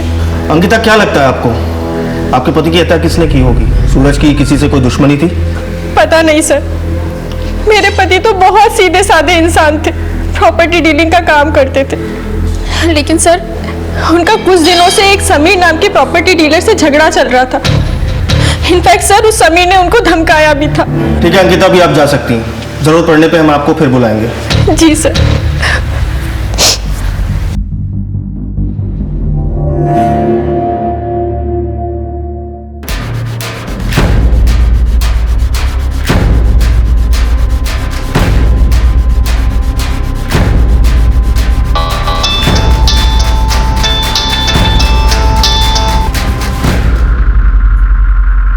देखिए आपका काम हो जाएगा, लेकिन इसके लिए आपको मुझे पूरे 15% देना होगा। मंजूर है सर सूरज की पोस्टमार्टम रिपोर्ट आ गई है। रिपोर्ट से मालूम चला है कि सूरज की मौत कल दिन में हुई है। सर मर्डर वेपन पर हमें जो उंगलियों के निशान मिले थे वही उंगलियों के निशान हमें सीढ़ी पर मिले। शुक्ला, इस इन्वेस्टिगेशन के दौरान जिन जिन लोगों से तुम पूछताछ करोगे उन सब के फिंगरप्रिंट मुझे चाहिए। जी सर। सूरज की दुश्मनी किसी समीर नाम के प्रॉपर्टी डीलर से थी। उठा के लाओ समीर को। बताएगा? हाँ साहब, सूरज के साथ मेरा झगड़ा था। वो मेरे एरिया में अपना बिजनेस सेटअप कर रहा था, इसलिए धमकाया था मैंने उसे, लेकिन उसकी मौत में मेरा कोई हाथ नहीं है। तो 5 सितंबर को कहा था तू? जीटी रोड पर शिवा रिसोर्ट है, अपने दोस्तों के साथ पिकनिक मना रहा था। पता कर लीजिए आप। वो तो हम पता लगा ही लेंगे, लेकिन जब तक इस केस में हमें कुछ और पता नहीं चल जाता तू यहीं रहेगा। सर। हाँ शुक्ला। सर गाजियाबाद थाने से सूरज की पूछताछ के लिए टीम आई है। गाजियाबाद पुलिस। तो ये रीना सूरज की कजन है और 5 सितंबर से गाजियाबाद से लापता है। हम इसे ढूंढते ढूंढते यहाँ तक आ गए। पहले रीना गायब हुई, उसके बाद उसका कजन सूरज, उसका मर्डर हो गया। मुझे लगता है ये दोनों केस आपस में जुड़े हुए हैं, लेकिन सूरज के केस में अभी तक कोई सुराग हमें नहीं मिला। हमें भी अपनी तफ्तीश में कुछ नहीं मिला। सर, हम लोग रीना और सूरज के कॉल पर टैली कर रहे थे। कुछ हफ्तों से ये दोनों एक दूसरे के साथ रेगुलर टच में थे। एक बात और सर, कपिल ने भी रीना को कई सारे कॉल्स किए। कपिल के फोन की लोकेशन रीना के मोहल्ले की दिख रही है। यहाँ तक कि 5 सितंबर को उसी एरिया में वो था जिस दिन रीना गायब हुई। इसका मतलब कपिल रीना पे नजर रखे हुए था और रीना कॉन्स्टेंटली टच में थी सूरज के। अब लगने लगा है ये दोनों केसेस एक दूसरे से जुड़े हुए हैं। सर ये फुटेज। सर ये दिल्ली जाने वाले रास्ते की सीसीटीवी फुटेज।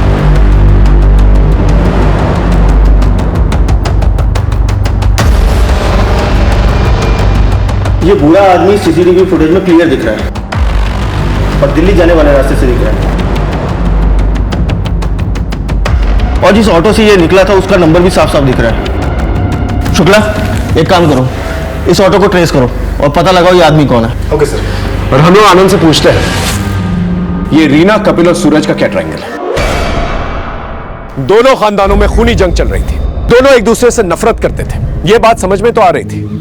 लेकिन रीना और सूरज की दोस्ती, यह बात हलक से नहीं उतर रही थी। इन दोनों के बीच में क्या चल रहा था? सवाल जितने चौंकाने वाले थे, जवाब उतने ही हैरत अंगेज। हम दो दिशाओं से भटकते भटकते एक सड़क पे आ गए थे।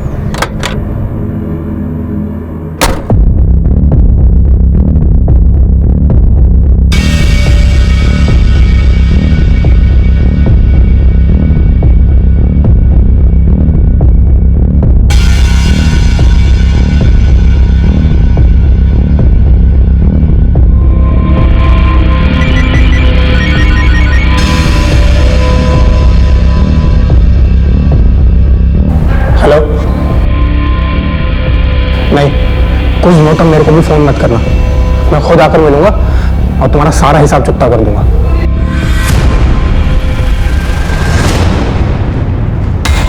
क्या सूरज का खून हो गया? सर रीना का कुछ पता चला? वो हम पता कर रहे हैं। पहले तुम बताओ, तुम इस कपिल के बारे में क्या जानते हो? वो प्यार करता था रीना से, अपना हक जताता था रीना पर, और तो और वो घर तक पहुंच गया था सर। हाथ जोड़ते मेरा पीछा छोड़ दो। कौन सी भाषा में समझाया हम तुमको? दोबारा रीना के पास भी दिखिए ना तो सोच लेना। निकलो यहाँ से। बहुत बड़ी भूल कर दी रीना तुमने। चल निकल, दोबारा नजर मत आना। तो ये बात पहले क्यों नहीं बताई? तो सर मुझे लगा वो क्या कर सकता है, बस इसीलिए। ये कपिल कहाँ रहता है? बहरामपुर। इन दोनों रीना और सूरज के बीच में बहुत बातचीत हो रही थी, क्यों? सर सूरज बहुत अच्छा आदमी था, उनके पूरे परिवार में वही एक समझदार इंसान था। वो रीना के साथ मिलकर अपने और अमृतपाल की फैमिली के बीच सुलह कराना चाहता था। रीना उसका साथ दे रही थी। जिस दिन सूरज का मर्डर हुआ 5 सितंबर, तू कहाँ था? मैं वकील के दफ्तर में था। सारा दिन कागजी कार्रवाई में ही गुजर गया था।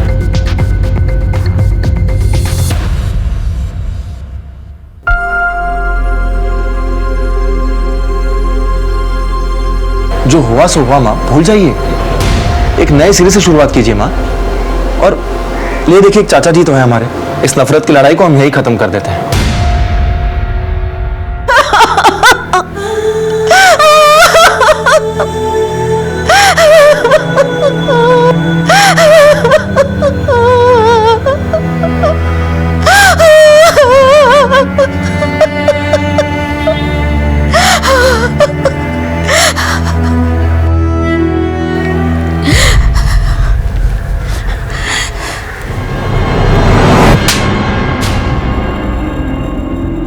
तूने यहाँ आने की हिम्मत कैसे की? हमें बर्बाद करके अब तमाशा देखने आया है? तूने ही मारा ना मेरे सूरज को। हम तो यहाँ आपका दुख बांटने आए थे दीदी। दुख भी तुम ही देते हो और बांटने भी तुम ही आते हो। निकल जाओ यहाँ से। पर भी तेरे कलेजे में ठंडक। तूने कहा था ना मुझे यहाँ आने के लिए, करा दी ना मेरी बेइज्जती। मैं तुम्हारी शक्ल कभी नहीं देखूंगा।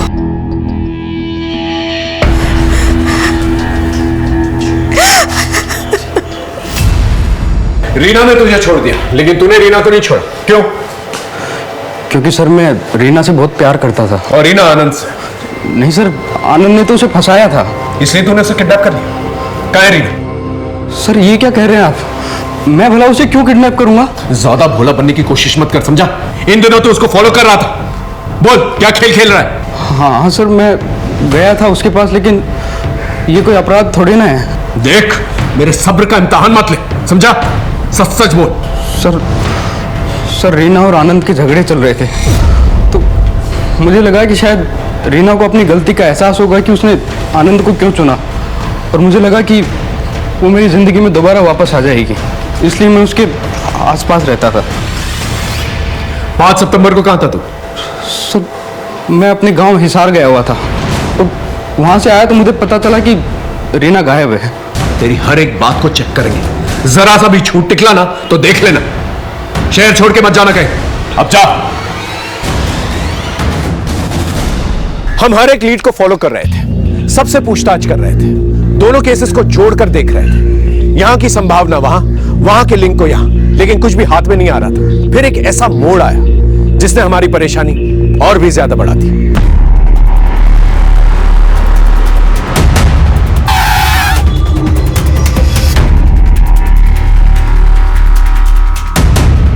साहब ये देखो साहब,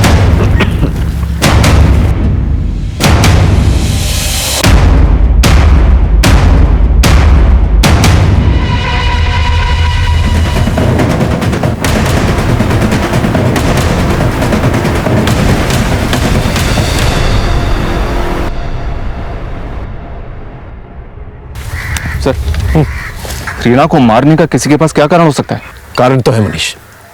अमृतपाल के पास रीना ने भागकर शादी की, कपिल के पास रीना उसके हाथ आते आते निकल गई, और आनंद के पास इनके बीच में झगड़े जो हो रहे थे। मुझे तो रीना के भाई सचिन पे भी शक है, क्योंकि रीना की मौत से सीधा फायदा है उसका। और इन सबसे हटकर रीना का पास्ट सबसे बड़ा कारण। लेकिन सर, कपिल की अलावा ही चेक किया हमने, वो अपने गांव हिसार में ही था।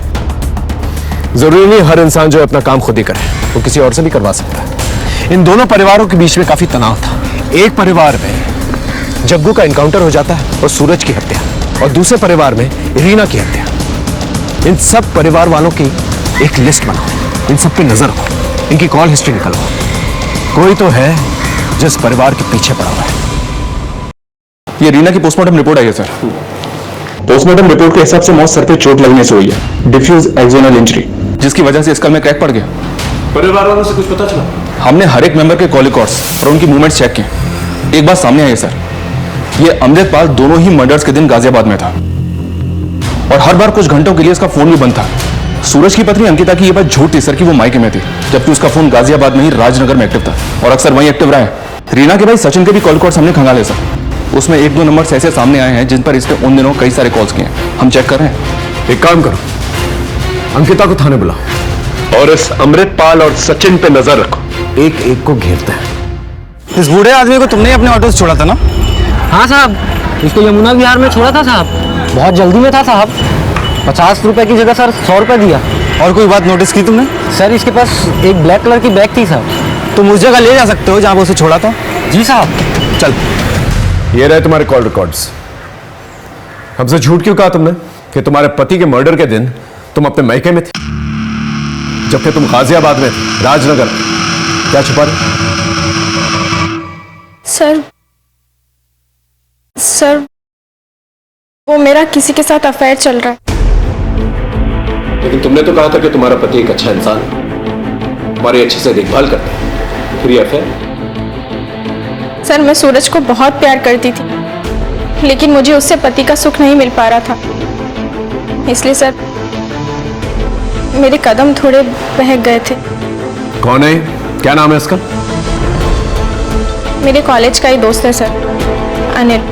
और उसके साथ मिलकर तुमने सूरज की हत्या कर दी? सर ये आप क्या कह रहे हैं? सूरज के साथ ऐसा करने का मैं सोच भी नहीं सकती। और सर ये बात आप भी जानते हैं, जिस वक्त सूरज की मौत हुई उस दिन राजनगर में थे हम दोनों। सर मेरी बात का यकीन कीजिए। हमारे पास शक की भी वजह है और यकीन की भी। हमारी नजर है तुम पर।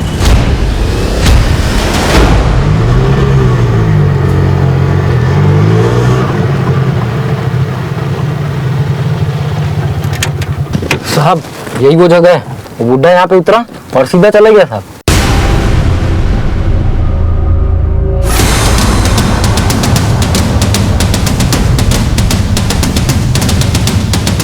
सारे एरिया को छान मारो।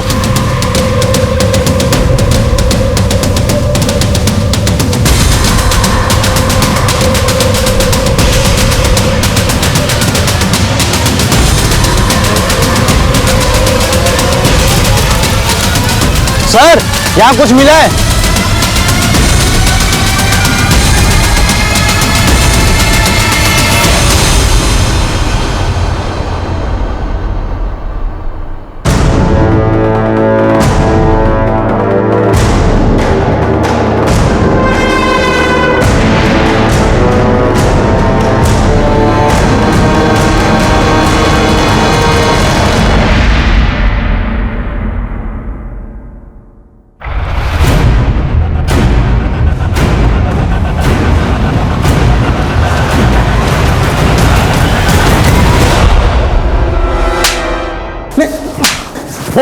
इतने पैसे लेके कहां जा रहा था तू? रीना के मर्डरर्स के पास?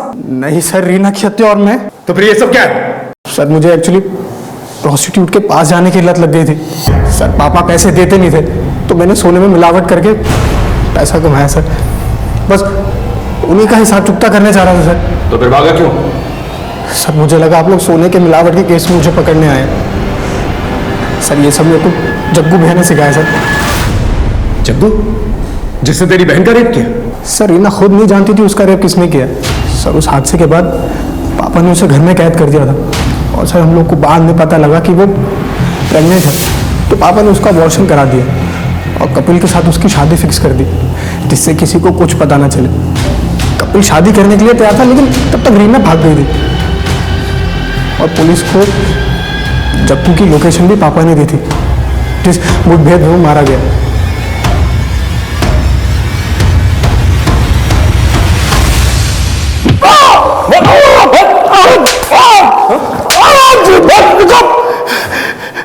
क्यों मार रहे हो तुम मुझे इतना? तुमको मालूम है ना कि ये गैर कानूनी है और इसके लिए मैं तुम्हें कोर्ट में घसीटूंगा। कोर्ट जाने लायक बचेगा तब ना। हटा दे।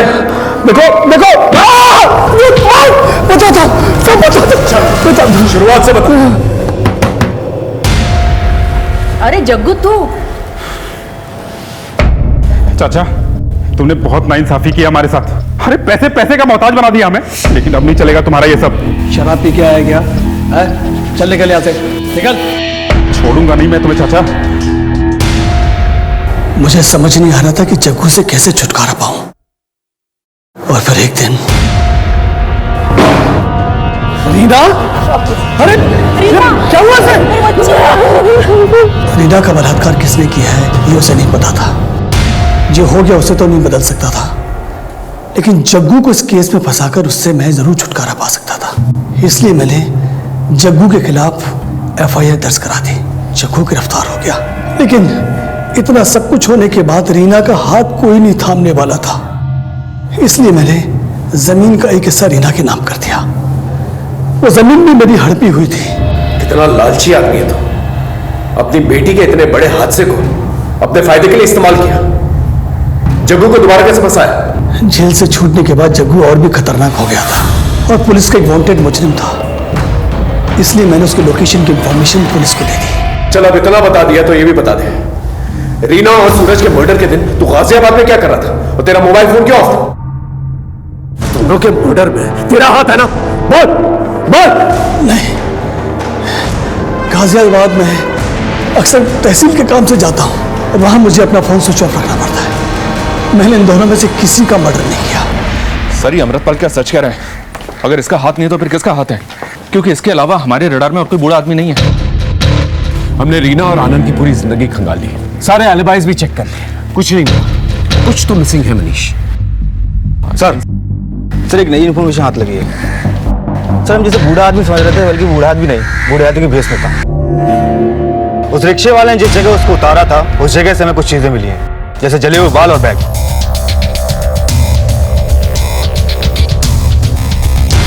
और एक बात सर हमें इस पे जो उंगलियों के निशान मिले हैं ये वही हैं जो हमें सीढ़ी और सब्बल में मिले थे। अब ये कौन हो सकता है सर? सचिन, कपिल, आनंद या कोई और? लेकिन सर इन सब के रिकॉर्ड्स इनके अलावा ही हमने ऑलरेडी चेक किए, सब ठीक है। मनीष तुमने सुना अमृतपाल ने क्या कहा? कुछ स्टेटमेंट्स बड़े काम के होते हैं। एक काम कर मनीष। Okay sir.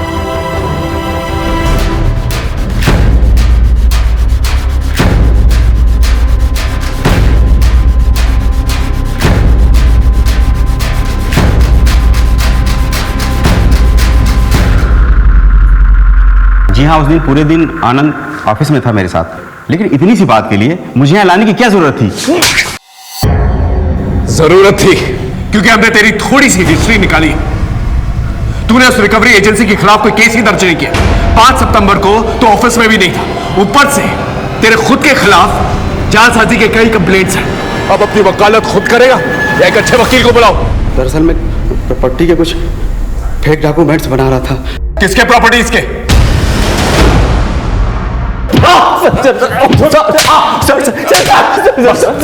मुझे क्यों मार रहे सर? तेरे वकील ने तेरी वकालत छोड़ दी है, समझा? अपना जुर्म कबूल कर लिया। अब तेरा DNA और फिंगरप्रिंट सारी कसर पूरी कर देंगे। अब सच सच बता। बोल। मैं बताता हूं, मैं बुरी तरह से कर्ज में डूबा हुआ था। लेनदार धमका रहे थे सर। तभी मुझे पता चला कि रीना के बाप ने उसके नाम पे बहुत सारी जमीन कर रखी है, लेकिन वो रीना को दरिया दिली सूझ रही थी। आनंद उस जमीन को भूल जाओ। पापा ने धोखे से हथियाया था वो जमीन, जिसकी थी हमने वापस कर दी। किसे? सूरज को। अपने पति की मदद करने में बड़ी दिक्कत हो रही है तुमको, लेकिन अपने दुश्मनों पर लौटाने के लिए सब कुछ है तुम्हारे पास। देखो पापा ने जो गलती की है ना उसे मैं सुधारना चाहती हूँ। मैं और सूरज मिलकर ये दुश्मनी खत्म करना चाहते हैं। और रही बात तुम्हारे कर्जे की आनंद, उसके जिम्मेदार तुम खुद हो, मैं नहीं। बहुत मुंह चलने लगा है। उसके बाद मैंने रात में चुपचाप रीना की बॉडी को एक बोरे में भर के जंगल में फेंक दिया। सूरज को क्यों मारा? सर मैं सूरज के पास गया था वो प्रॉपर्टी के पेपर वापस मांगने के लिए। अरे आनंद, तुम यहाँ? सब ठीक है ना? रीना ने अपना इरादा बदल दिया है। वो ये प्रॉपर्टी अपने बच्चे के भविष्य के लिए रखना चाहती है। मैं जरा एक बार रीना से बात कर लेता हूँ। The number you are trying to call is currently switched off. Phone switch off आ रहा है उसका। आनंद, मेरी एक बार उससे बात हो जाए फिर मैं खुद आके तुम्हें पेपर्स दे दूंगा। मुझे पता था कि सूरज मुझे वो पेपर्स देने वाला नहीं है, इसलिए मैंने सोचा कि उसे रास्ते से ही हटा देता हूँ। फिर ये बूढ़ा आदमी बनने का नाटक क्यों किया? सर वो जमीन कटवाल में है। अगर उसके कागजात तहसील में जाते तो अमृतपाल को सब पता लग जाता और वो ये जमीन मेरे नाम कभी नहीं होने देता। इसलिए मैंने वकील के साथ मिलकर कागजात में हेर फेर की। अमृतपाल की सूरज के परिवार से दुश्मनी है, ये सब जानते हैं। इसलिए मैंने उसके जैसा हुलिया बनाया और सूरज पर नजर रखना शुरू कर दी। और मर्डर वाले दिन अपना मोबाइल वकील के यहाँ छोड़कर मैंने सूरज को अपने रास्ते से हटा दिया। फिर मैंने सूरज के घर जाकर उसके घर की तलाशी ली और वो डॉक्यूमेंट्स ले लिए। यमुना विहार में जाकर मैंने अपनी वेग और मेकअप का सारा सामान जला दिया। रीना का बलात्कार क्यों किया?